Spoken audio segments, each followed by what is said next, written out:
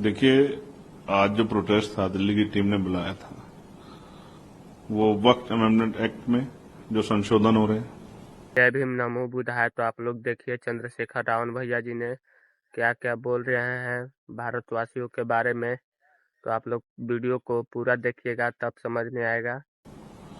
और जो जिस तरह से धार्मिक भावनाओं को जो है, जो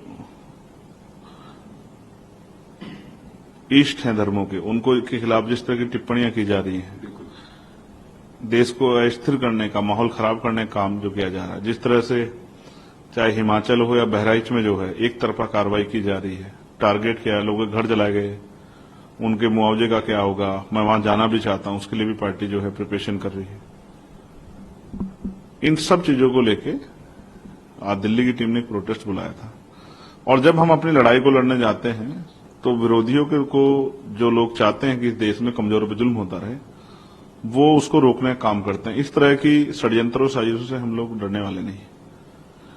मैं यह स्पष्ट कर दूं कि चाहे कितने भी षड्यंत्र साजिश कर ले जाए, जब कमजोरों के खिलाफ जुल्म होगा, उनकी धार्मिक भावनाओं को या किसी भी धर्म की धार्मिक भावनाओं को अगर भड़काने का या उनको प्रकोप करने का काम किया जाएगा, तो फिर मैं संविधान के आधार पर उस लड़ाई को लड़ने का काम करूंगा।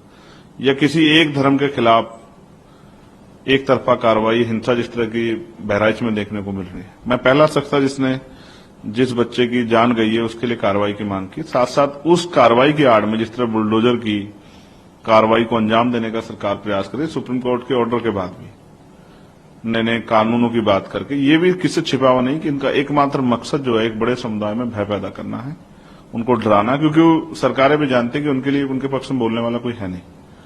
तो सर, बहराइच में जो हिंसा हुई उसके बाद जो वगैरह वो नेपाल भागने की फिराक में थे, उस पूरी घटना को आप कैसे देख रहे हैं? मेरा सबसे बड़ा सवाल ये है कि वो घटना हुई क्यों? क्या अगर किसी तय रूट पे कार्यक्रम हो रहा है तो क्या वहां पुलिस सुरक्षा व्यवस्था नहीं होनी चाहिए?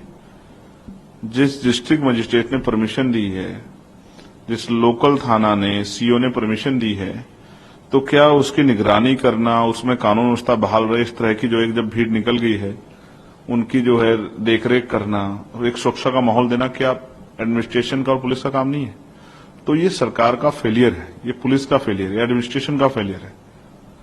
और उसकी वजह से जिस तरह के हालात बने, और अब जो है एक बहुत बड़ी हिंसा जो है गरीबों के जो घर जलाए गए उसके रूप में, या जो इस तरह से अब जो है एक तरफा कार्रवाई की जा रही है, बुलडोजर कार्रवाई की जा रही है भय पैदा करने के लिए, इनसे स्पष्ट होता है कि उत्तर प्रदेश में न्यायपालिका की कोई जरूरत नहीं है। अब सरकार कानून होगी और सरकार के हिसाब से ही कानून व्यवस्था चलेगी।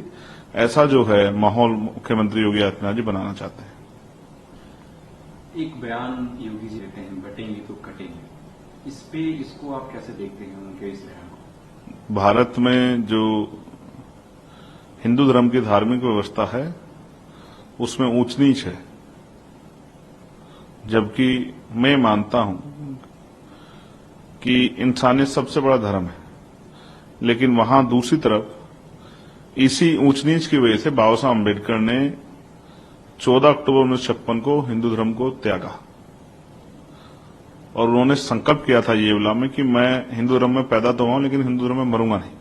क्योंकि वो लंबे समय तक प्रयास करते रहे कि हिंदू धर्म में जो ऊंच नीच की भावना सनातन में, उसको खत्म किया जाए, सब लोग मिलजुल के रहें और जाति के आधार पर किसी का अपमान ना हो, सभी को बराबर का सम्मान मिले, चाहे वो धार्मिक स्थलों पे हो, चाहे वो शिक्षा के क्षेत्र में हो, चाहे तरक्की के क्षेत्र में हो, या गांव देहात में किसी के साथ कास्ट बेस्ड डिस्क्रिमिनेशन ना हो। लेकिन बाबा साहब अम्बेडकर भी समझाते समझाते विफल हो गए।